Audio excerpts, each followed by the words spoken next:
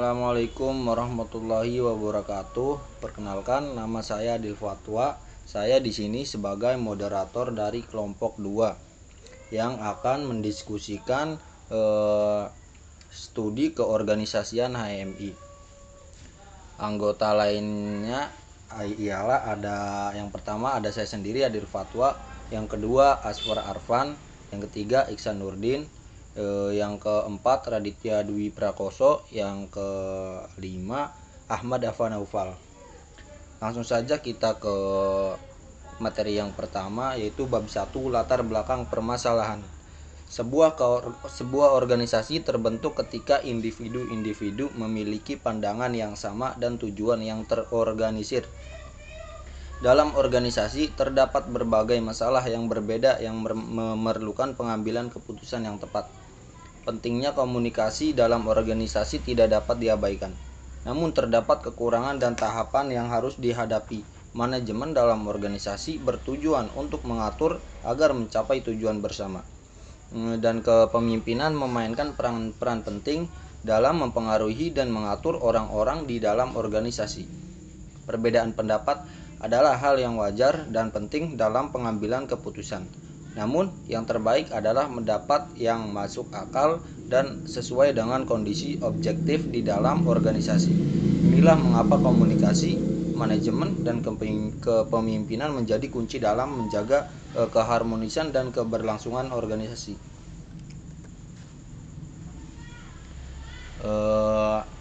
Terus ada rumusan masalah.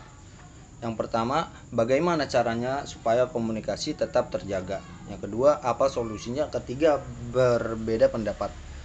Yang ketiga, bagaimana cara supaya anggota organisasi aktif. Terus ada tujuan.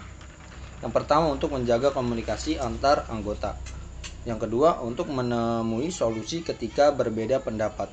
Yang ketiga, supaya anggota organisasi aktif. Baiklah, materi selanjutnya akan disampaikan oleh rekan saya.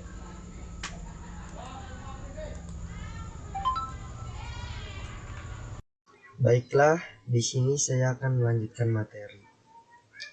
Adapun bab 2 yaitu pembahasan. Komunikasi yang baik merupakan elemen yang penting dalam sebuah organisasi.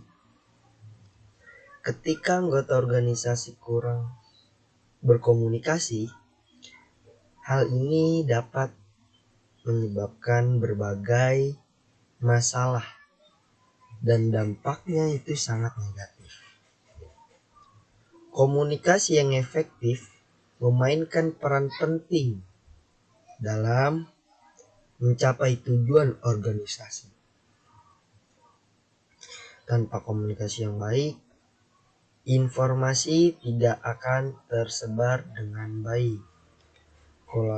Kolaborasi akan terhambat dan masalah pun dapat terjadi. Memahami bahwa komunikasi yang baik adalah kunci keberhasilan organisasi. Ada beberapa faktor yang dapat menyebabkan kurangnya komunikasi di dalam organisasi. Beberapa di antaranya termasuk kurangnya pemahaman tentang pentingnya komunikasi, kurangnya keterampilan komunikasi. Adapun hambatan komunikasi atau kurangnya saluran komunikasi yang efektif. Identifikasi penyebabnya akan membantu Anda menentukan langkah-langkah yang tepat untuk mengatasi masalah tersebut. Ciptakan lingkungan yang mendukung komunikasi terbuka dan efektif. Dorong anggota organisasi untuk berbagi pendapat dan masalah yang mereka hadapi. Pastikan ada saluran komunikasi yang jelas dan efektif, baik secara vertikal maupun horizontal. Baiklah, selanjutnya materi selanjutnya yaitu akan disampaikan oleh rekan saya.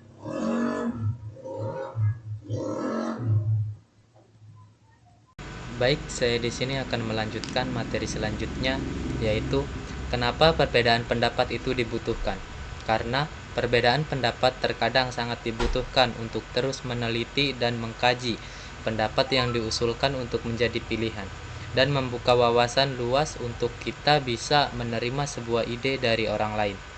Bagaimana seseorang pemimpin memberikan pengaruhnya untuk mengambil sebuah keputusan yang terjadi di sebuah organisasi ini. Yang terjadi biasanya adalah seorang pemimpin akan melakukan rapat ataupun meeting. Bisa juga disebut dengan musyawarah untuk mengkaji permasalahan tersebut, sehingga dibutuhkan pendapat dari anggotanya dengan mereka dianggap ada dan merasa bahwa ikut serta adil dalam memperbaiki masalah yang terjadi.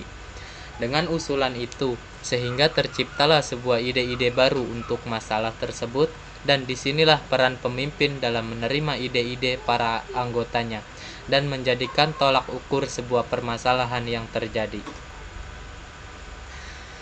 Penting bagi seorang pemimpin untuk memastikan anggotanya terlibat dalam organisasi dan memiliki suara dalam keputusan.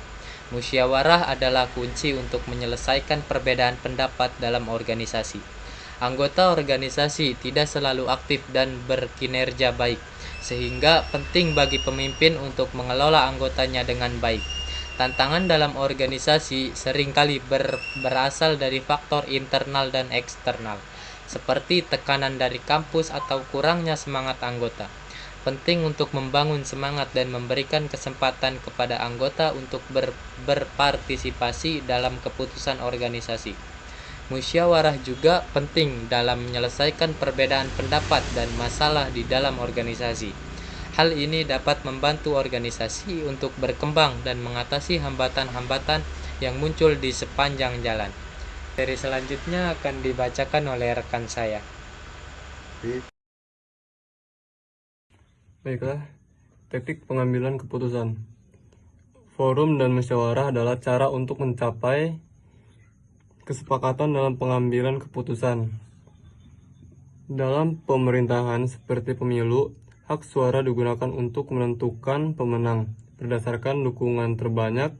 Jika musyawarah tidak bisa mencapai kesepakatan, pengambilan keputusan dapat dilakukan melalui voting. Teknologi ini berguna ketika keputusan harus diambil dengan cepat. Pendapat dari anggota yang mendukung suara terbanyak diikuti. Namun, ada juga kekurangan dalam metode ini, karena pemilihan didasarkan pada dominasi dan penerimaan suara terbanyak. Dalam persidangan, perbedaan pendapat sering menghasilkan afirmasi atau penguatan dalam pembuat keputusan. Jika pendapat tidak bisa diterima, perdebatan lebih lanjut dilakukan. Jadi, terdapat upaya untuk mencapai kesepakatan melalui diskusi dan negosiasi. Dalam musyawarah, kesamaan pendapat dicapai dengan mencari solusi terbaik yang diterima oleh semua pihak. Jika tidak ada pendekatan yang berhasil, masalah tetap dicari solusi dengan pendekatan yang berbeda. Dalam kasus yang sulit, voting dapat digunakan untuk menentukan pendapat yang mendominasi. Pendapat yang mendominasi harus diterima oleh semua pihak.